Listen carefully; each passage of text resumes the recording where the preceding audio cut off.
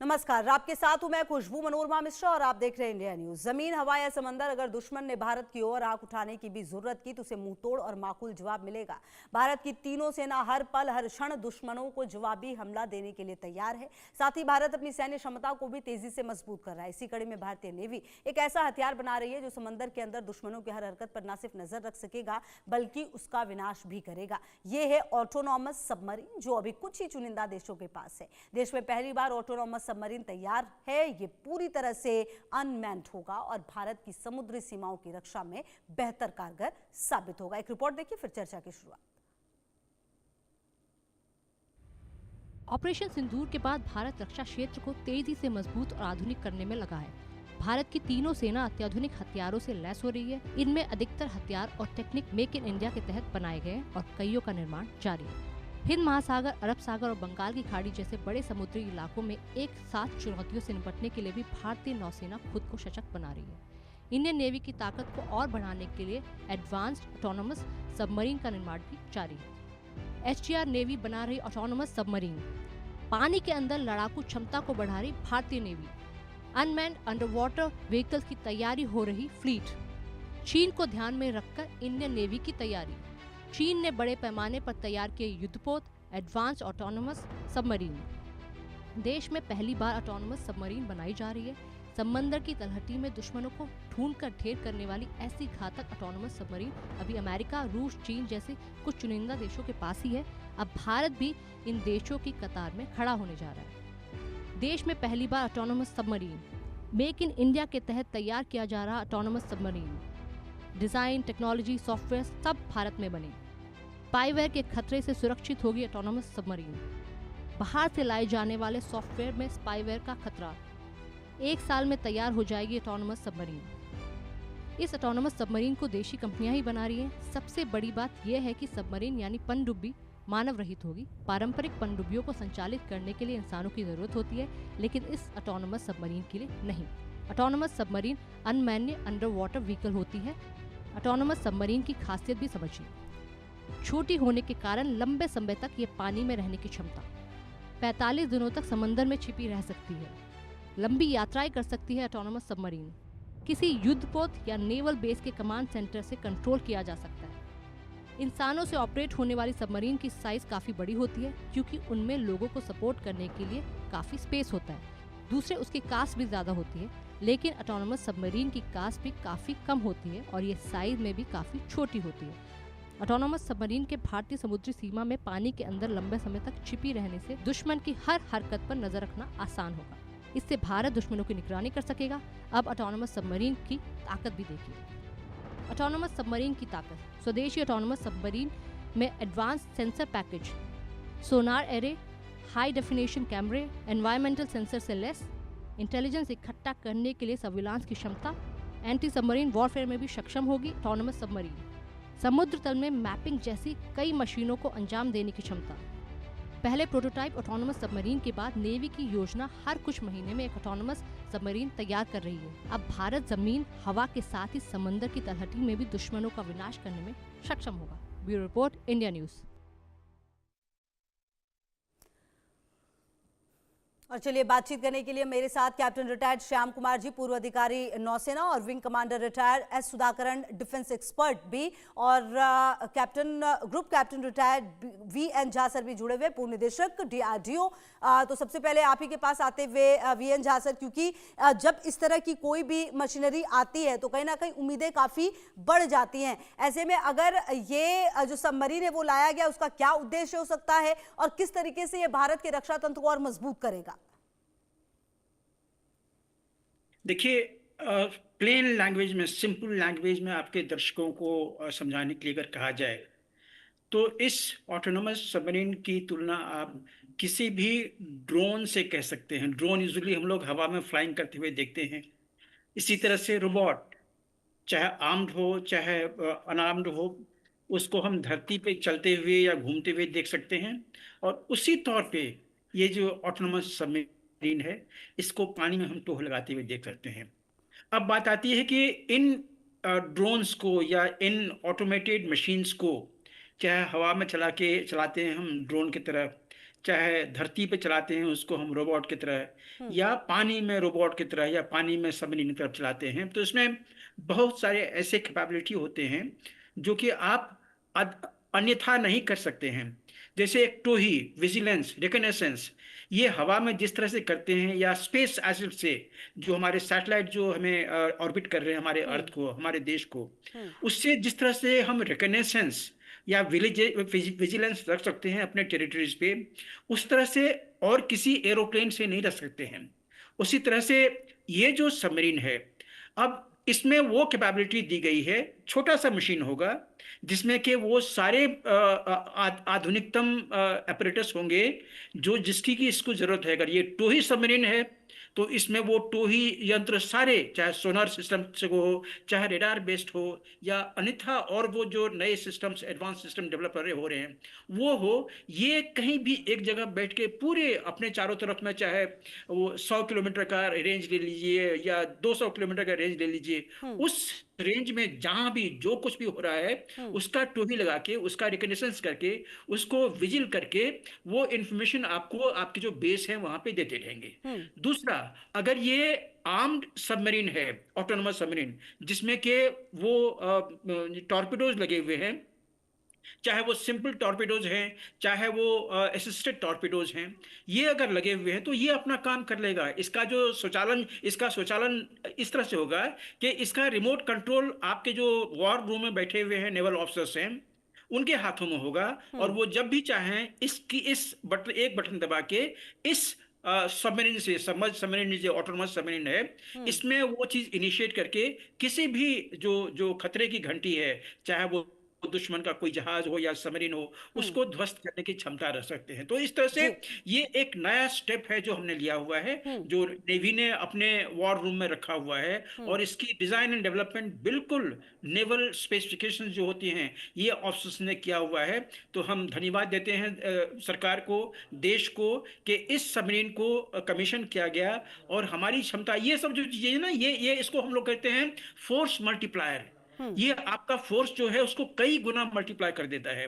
तो उस मामले में इसको हम धन्यवाद देते हैं नेवी को कि उन्होंने इसका सपना देखा, इसको डिजाइन किया और इसका स्पेसिफिकेशन बना के इसको कमीशनिंग किया, जो कि आज कार्यरत है। जी ठीक है सर, मैं आती हूँ आपके पास। अच्छा श्याम सर, क्योंकि आपका काफ़ी एक्सपीरियंस रहा है नौसेना में और जिस तरह की परिस्थितियां आपने देखी हैं, ऐसे में सर कितना ज़्यादा ज़रूरी हो जाता है इन सब सबमरीनों को अपने पास रखना, उसको नौसेना के बेड़े में शामिल करना, किस तरीके से और ज़्यादा मजबूत करता है? धन्यवाद खुशबू, जय हिंद, सरोवरुणा जी। देखिए, एंटी सबमरीन वॉरफेयर, या पानी के नीचे की जो लड़ाई है, पानी के नीचे का जो माहौल है, जो फिजिक्स है, वो काफी कॉम्प्लिकेटेड है। और अभी भी फिलहाल जो जितने देश हमारे विश्व में सबमरीन ऑपरेट करते हैं, अंडर वाटर टेक्नोलॉजी डेवलप की है, तो उनको ओशनोग्राफी का काफी अध्ययन होना पड़ता है।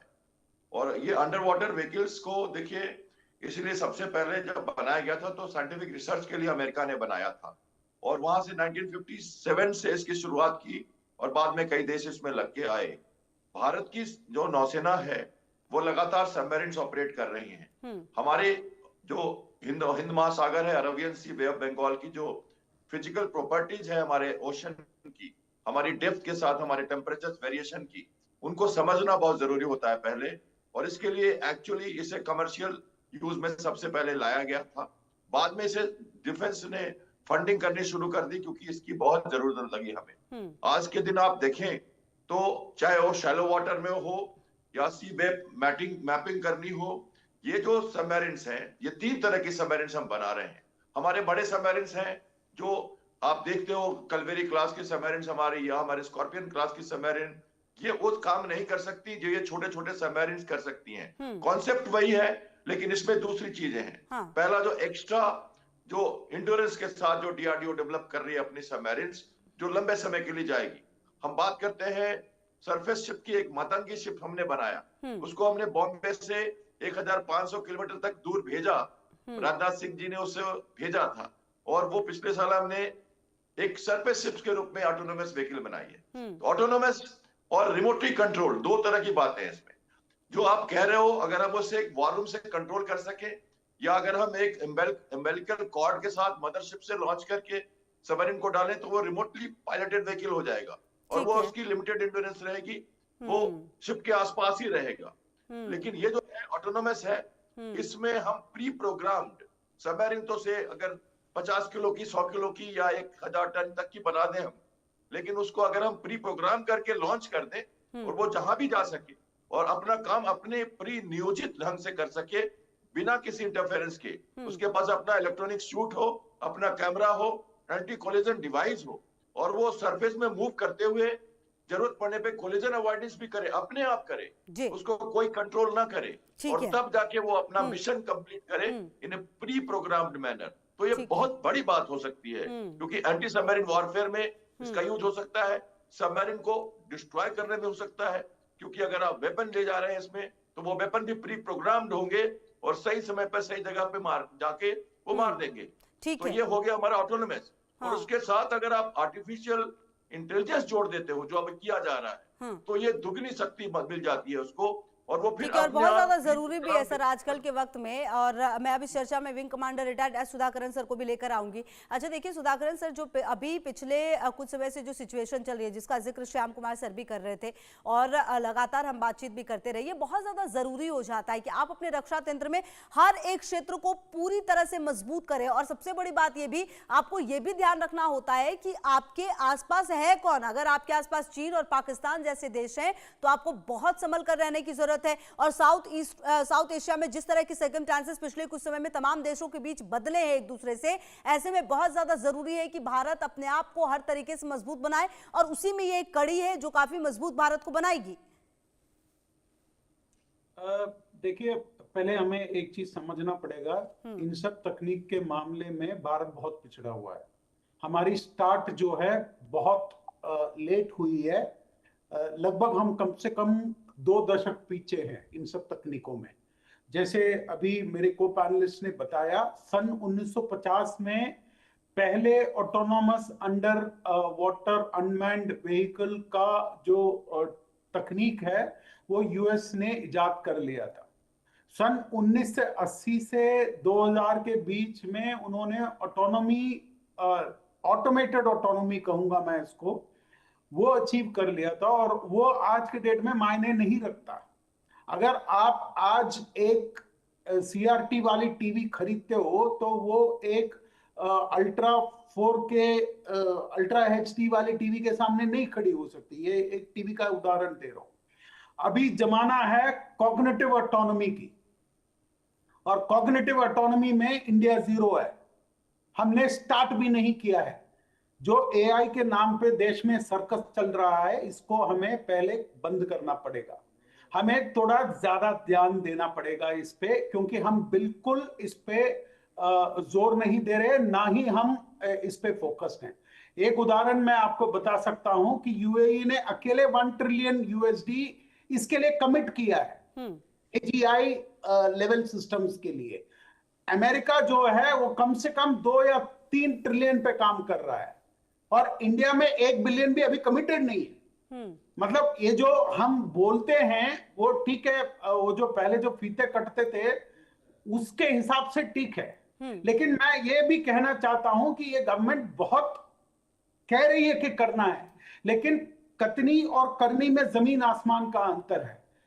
प्रॉब्लम यह है कि हम मोदी को, विराट कोहली और सचिन तेंदुलकर जैसे देखते हैं कि जब वो क्रीज में आए शतक के कम अगर कुछ भी मारा हम उनको गाली देते हैं, और मोदी जी का अनफॉर्चुनेटली वो सिचुएशन है क्योंकि हमारी जो हिस्ट्री रही है वो इतनी खतरनाक रही है कि हम बिल्कुल 0 से लगभग स्टार्ट कर रहे हैं और उसी वजह से हम आज इतना पिछड़े हुए हैं। अभी हम कह रहे हैं कि 1.5 लाख स्टार्टअप्स है, लेकिन 50,000 बंद हो चुके हैं क्योंकि ना उसकी फंडिंग की व्यवस्था ठीक है, ना डीप टेक का मतलब ही ये देश आज के डेट में जानता नहीं है। तो हम ये जो ऑटोनॉमी लेके खुश हो रहे हैं इसको हमें पहले थोड़ा बंद करना पड़ेगा, क्योंकि वो 20 साल कम से कम पुरानी तकनीक है। हमें अभी कॉग्निटिव ऑटोनॉमी की तरफ मुड़ना है और कॉग्निटिव सिस्टम जो है वो क्या कर सकता है। एक आप जब रिमोट कंट्रोल लेके वॉर रूम से एक ह्यूमन इन द लूप आ जाता है उसमें डिसीजन लूप में लेटेंसी आ जाता है। ठीक है। लेकिन एक कॉग्निटिव ऑटोनोमस सिस्टम क्या करता है, उसको सिचुएशनल अप्रिसिएशन होता है। वो जैसे एक इंसान सबमरीन के अंदर बैठा हो वैसे व्यवहार करता है। और ऐसी तकनीक अभी आज के डेट में चीन व्यवस्थित कर रहा है और डेवलप कर रहा है। और ये टेक्नोलॉजी अगर आ गए, उसके सामने ऑटोनोमस जो ऑटोमेशन लेवल की बात कर रहे हैं, वो कहीं खड़ा ही नहीं हो पाएगा, क्योंकि वो एक्सपेक्ट करेगा कि वो रिमोट स्टेशन उसको जब तक वो गो हेड ना दे तब तक वो वहां पे डिसीजन नहीं ले सकता। ये कॉम्प्लिकेटेड सब्जेक्ट है। इसके लिए आपको इसकी फंडामेंटल सब्सट्रेट जो है, जो एजीआई सिस्टम्स जो है, इस देश में तो आधी पॉलिसी मेकर्स ये मानते हैं कि एजीआई तो हो ही नहीं सकता। पूरी दुनिया उसमें लगी है और हम एक अकेले ऐसे देश हैं जो बोलते हैं कि ये हो ही नहीं सकता। अगर ये हो सकता है तो उसमें कम से कम आपको 30 लाख करोड़ की लागत लगेगी। 30 लाख करोड़, और यहाँ पे हम 1 लाख करोड़ लगा के खुश होके बैठे हुए हैं। तो ठीक यहाँ है। पे कुल मिलाकर जो बातें सर आप Fox- कह रहे हैं उससे ये तो समझ में आ रहा है कि अभी बहुत कुछ है जो करने की जरूरत है। लेकिन वीएन झा सर, बिल्कुल सर, वीएन झा सर, जो सर्कमस्टांसेस पहले के थे और जो अब हैं, उसमें भारत ने कितना सुधार किया, अभी कितने सुधार की और गुंजाइश है? और जो बात कहीं ना कहीं जो डिफेंस एक्सपर्ट है हमारे साथ सुधाकरण सर, उनसे आप कितना इत्तेफाक रखते हैं कि अभी भी बहुत सारी कमियां हैं जिस पर बहुत ज्यादा ध्यान देने की जरूरत है, हम बहुत पीछे हैं अभी भी? देखिए, कमियां कहें या हमने देर से शुरू किया ये कहें, ये बेहतर होगा, क्योंकि हम उनका गुस्सा समझ सकते हैं। वो रॉकेट साइंस में वो काम कर रहे हैं आजकल, और वहाँ पे जिस तरह की जो आर्टिफिशियल इंटेलिजेंस लगती है, वो आज के दिन में डिफेंस में कम से कम इंडिया जैसा देश ये लगाने की नहीं सोच रहा है। देखिए, आर्टिफिशियल इंटेलिजेंस जब आप कॉम्बैट सिस्टम में डालते हैं, कॉम्बैट सिस्टम की बात कर रहा हूँ मैं, जिसके पास में आर्सनल्स हैं, जिसके पास में अगर आप सबमरीन की बात कीजिए तो उसी मैंने आपको हिंट दिया था कि जब कॉम्बैट सबमरीन होगा ऑटोनोमस, उसका संचालन जो होगा वो किसी न किसी आदमी के हाथ में होगा जो जो वॉर रूम में बैठा हुआ है। लेकिन अगर ये रिकॉग्निशन सिस्टम है, अगर ये विजिलेंस सिस्टम है, टू ही सिस्टम है, ये आप छोड़ सकते हैं। और ठीक उसी तरह की बात, जैसे फिर से मैं सिंपल लैंग्वेज में कहूँगा, जैसे ड्रोन, आपने एक ड्रोन उड़ा दिया, अगर वो खेती के लिए वो स्प्रे कर रहा है, फेयर इनफ, वो अपने ही जगह में करेगा, इधर उधर अगर चला भी जाएगा तो कुछ उससे नुकसान नहीं होगा। अगर एक टोही ड्रोन है जिसमें कि विजिलेंस कैमरा लगा हुआ है, रिकॉग्निशन कैमरा लगा हुआ है, उसको आप छोड़ दीजिए, वो दुश्मन का टोही लेके आ जाएगा, या वहीं से वो सैटेलाइट के माध्यम से या डायरेक्ट सिग्नल से आपको इंफॉर्मेशन दे देगा। अगर उसको किसी ने पकड़ भी लिया या किसी ने उसको गिरा दिया तो आपको बहुत बड़ी क्षति नहीं होगी। लेकिन अगर एक कॉम्बैट ड्रोन, जैसे मान लीजिए या तो आप उसको काजी कामी ड्रोन कह लीजिए, या फिर जो प्रीडेटर ड्रोन सिस्टम है वो कह लीजिए, अगर उसने एक मिसाइल आपके अपने ही तरफ अगर फायर कर दिया है गलती से, मिस्टेक होती है, वॉर में बहुत तरह की मिस्टेक होती है, तो फिर उसका क्या नतीजा होगा? या किसी दुश्मन के ऊपर में जहां पे कि रॉकेट नहीं चलाना चाहिए था, मिसाइल नहीं दागना चाहिए था, उसने अगर गलती से दाग दिया, क्योंकि वो एआई असिस्टेड है, वो आपके डिसीजन पर निर्भर नहीं कर रहा है वो, और इसीलिए सवाल पूछ रहे हैं। ठीक है तो सर, अगर ऐसा अब कर समय दिया की थोड़ी सी तो कमी है, बस मैं अब एक छोटा सा कमेंट श्याम जी आपसे भी लेना चाहूंगी इसके बारे में। देखिए, रिपोर्ट ये भी है सर कि ये बहुत चुनिंदा देशों के पास है जो भारत सबमरीन लेकर आया है। ये कहीं ना कहीं भारत को एक कदम आगे बढ़ा रहा है कि आप भी उस तरफ जा रहे हैं जहां पर तमाम वो देश हैं जिन्होंने रक्षा क्षेत्र में अपने आप को काफी सर्वोच्च स्थान दिया हुआ है। बिल्कुल, देखिए, हम एलीट क्लब में धीरे धीरे आ रहे हैं। हम चौथे स्थान पर हैं। हमारी फौज, हमारी नेवी, हम फर्स्ट टॉप 10 में आते हैं, एयरफोर्स हो चाहे नेवी हो। हमने जैसे ये आप कहते हैं ना, सेकंड स्ट्राइक कैपेबिलिटी हमने हासिल की। हमने बैलिस्टिक सबमरीन मिसाइल्स के साथ कैपेबल बनाया। हम एयरक्राफ्ट कैरियर बना रहे हैं, और हम गगनयान बना रहे हैं, हम समुद्रयान बना रहे हैं, हम दोनों तरफ जा रहे हैं। हमें अंडर वाटर में भी बढ़ना है आगे, तो उसके लिए फंडिंग हो रही है गवर्नमेंट की तरफ से। आर्टिफिशियल इंटेलिजेंस में भी फंडिंग हो रही है। ये जरूर है कि हम देर से आए हैं, लेकिन हमें बढ़ना जरूर होगा। और सबसे बड़ी बात है कि फिलहाल हम उस होड़ में नहीं है कि हमारे चारों तरफ सबमरीन के साथ हम घिरे हुए हैं, भारत ऐसा देश, या किसी के साथ ऑफेंसिव पोस्चरिंग में है। हम डिफेंसिव पोस्चरिंग में है। हमें पहले अपने सबमरीन स्ट्रेंथ को, 18 सबमरीन को हमें 25 तक करना है, 24 तक करना है, हमें वहां देखना है, और साथ साथ अंडर वाटर लड़ाई भी देखनी है। फिलहाल हम कह सकते हैं कि हम ऑटोनोमस सबमरीन का उपयोग सर्वेलेंस में, माइन काउंटर मेजर में, फोटोग्राफी में, फिजिकल प्रॉपर्टीज ऑफ वाटर को समझने में, और टैक्टिकल डिप्लॉयमेंट ऑफ सबमरीन को हेल्प करने में लगा रहे हैं। आगे बढ़ के हम वेपन प्लेटफॉर्म्स बनाएंगे जहां हम उनको एआई के साथ इंटीग्रेट करके और तब हम उनको प्री प्रोग्राम्ड वे में प्लस माइनर कंट्रोल्स के साथ भेजेंगे।